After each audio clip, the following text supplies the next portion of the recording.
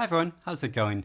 Recently, I've been talking about how I want to start reading some more science fiction, and I made a whole video about 100 of the most popular science fiction books, which is a list that I got from GoodReads.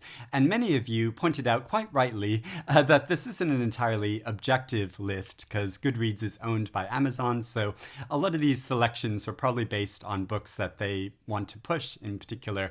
And I totally understand that, and I was just sort of casting around looking for lists of science fiction books because it's a genre that I've never really read all that much before, and so I wanted inspiration and points to start reading it. So I found this list, and a lot of them I think probably are ones that a lot of people agree are some of the most popular science fiction books, but then others maybe less so. So I've been looking for other lists and inspirations of sci-fi classics of where to start, and coincidentally, Penguin Classics is publishing this group of science fiction classics with these purple spines. And obviously, this isn't a commercial-free venture either. I mean, Penguin is a publisher, there's a whole commercial motive behind this, but it's a really interesting selection of books, and several of them I've not seen listed in other places. And so I think, it'll be a really interesting place to start as well, or at least get some inspiration of science fiction classics to read. And this isn't sponsored by Penguin, and they're not paying me to do this. I just think it's just really good timing that they've started bringing out these sci-fi classics when I'm starting to want to read some more science fiction books. And so I have started reading some other science fiction classics, though, based on those popular science fiction reads. So I have been reading Dune. I'm partway through reading this, and I'm mostly enjoying it. It is like a really imaginative world, very like adventurous, and is really interesting to see how this was written, before Star Wars and a lot of, more of the most popular science fiction stories, and how this obviously inspired a lot of those, and how it's really fantastical world building, and there's fighting between various factions of these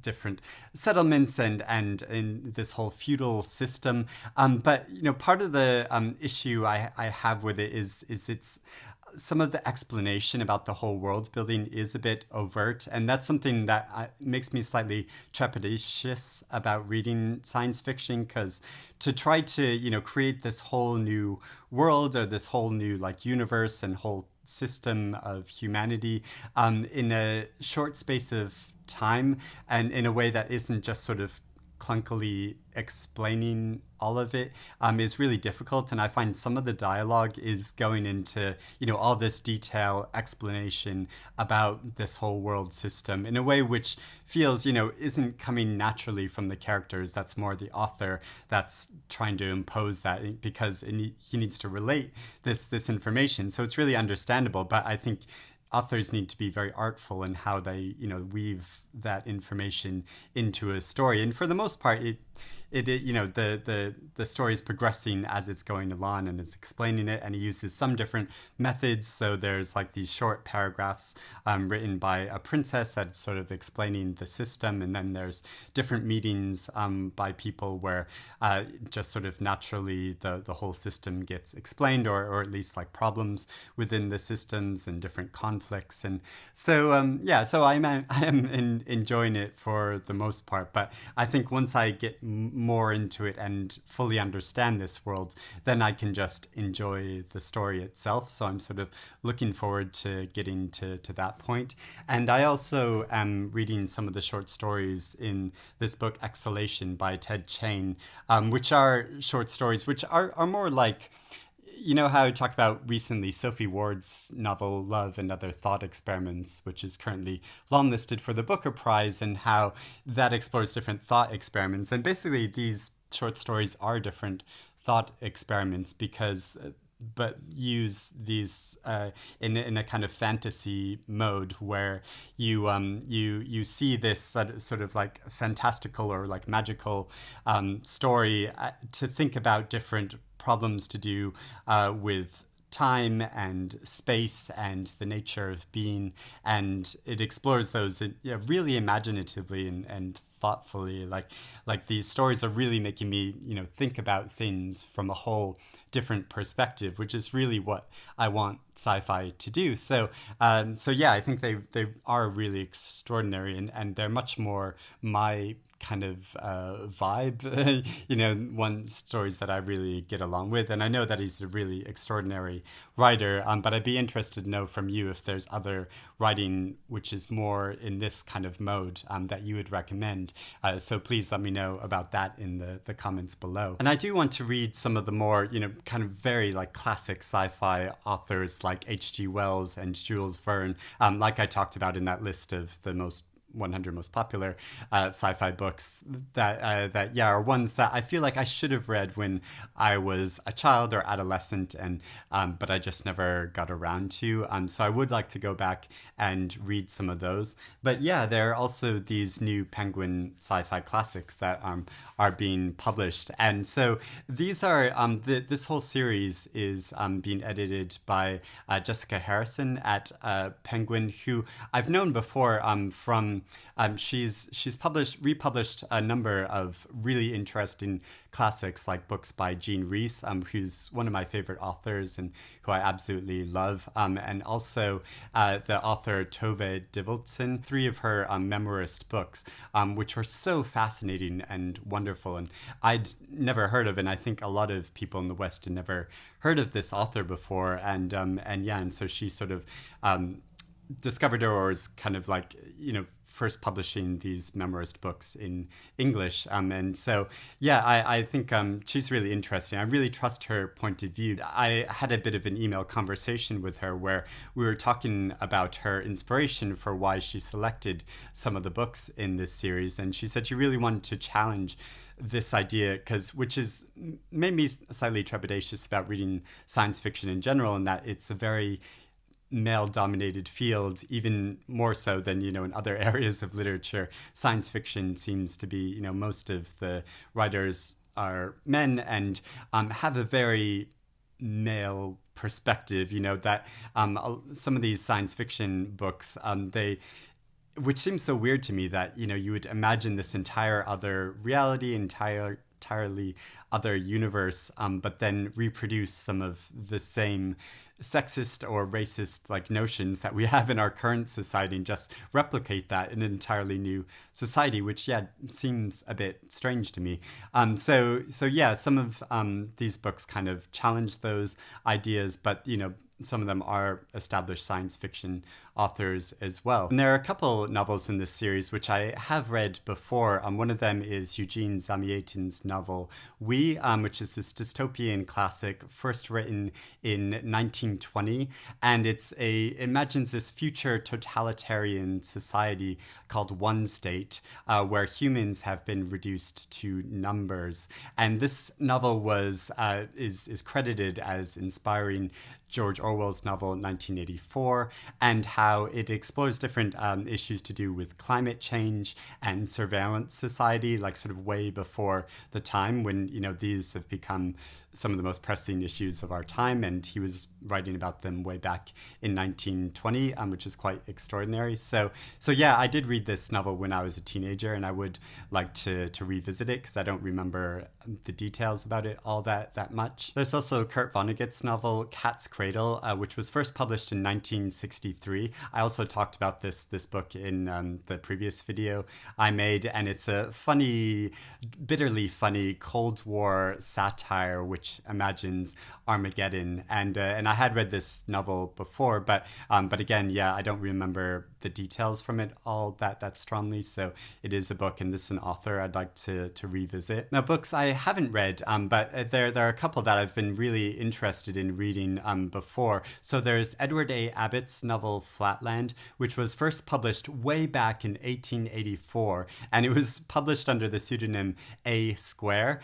So this is a very playful novel which imagines a two-dimensional reality. And I've been wanting to read this novel for so long, ever since I was back in grade school, because when I remembered there was this girl I had a crush on who this was one of her favorite novels. So I was thinking that, oh, I should really read this novel because, then I have an excuse to have a conversation with her, but I just never got around to reading it. Also, H.P. Lovecraft's novel, The Color Out of Space. This was first published in 1927, and it's a mixture of comic fantasy and creepy horror about malevolent alien forces and body swapping.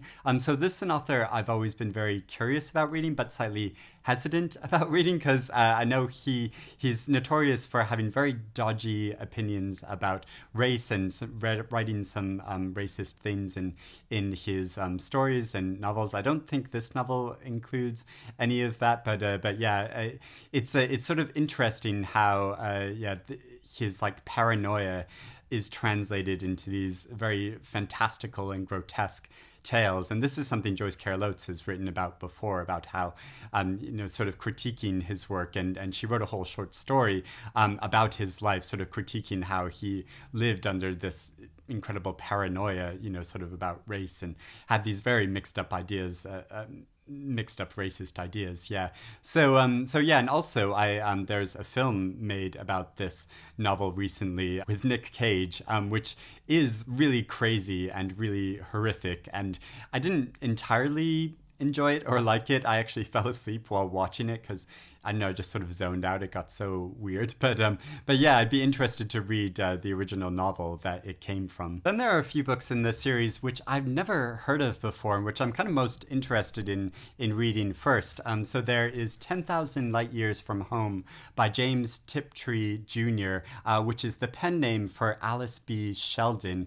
These were first published in 1973, and the author felt she needed to write under a male pen name because, like I said, that female writers weren't taken as seriously in the sci-fi community as male writers. And she actually said that a male name seemed like a good camouflage. I had the feeling that a man would slip by less observed. I've had too many experiences in my life of being the first woman in some damned occupation. And she was kind of proven right, because I think she did publish some sci-fi stories under her own name, and they were taken less seriously than when she was publishing under this name. So yeah, these are short stories that are about dystopian chases and alien sex and the loneliness of the universe. And I would like to read more short stories because I think it's a good way of sort of dipping into different sci-fi worlds. And it's a special kind of challenge because, like I said, about the whole challenge of a sci-fi author creating a whole other world, and doing that in a short story is a very big challenge. So yeah, I'll be interested to see how she does that in a very short space of time. Then there is The Hair Carpet Weavers by Andreas Eschbach. I also like how the jackets of these books have these kind of cubist abstract designs to them. I think it's really cool. So yeah, this was first published in German in 1995, and it's described as a space opera about a world whose sole industry is weaving very elaborate carpets from the hair of women. So it explores why they do this, but then also about the absurdity of human nature and life in general. So yeah, that sounds like a very intriguing story. And interestingly, this author also published a prequel to this novel, but it hasn't been translated from German yet. And then finally, there's the novel Trafalgar by Angelica Gorodischer, who's an Argentinian author. And this was first published in Spanish in 1979. It's a novel in stories, which is part pulp adventure and part otherworldly meditation, all about a intergalactic trader who's recounting his tales about time travel and about dancing troglodytes. So it sounds really imaginative and fun. So those are some of the classic sci-fi novels that I'm most keen to read. But let me know if you've read any of these, or if you have other suggestions of sci-fi classics that you think would be a good place to start with reading. And yeah, let's have a chat in the comments below. But hope you're reading good things, and I'll speak to you again soon. Bye, everyone.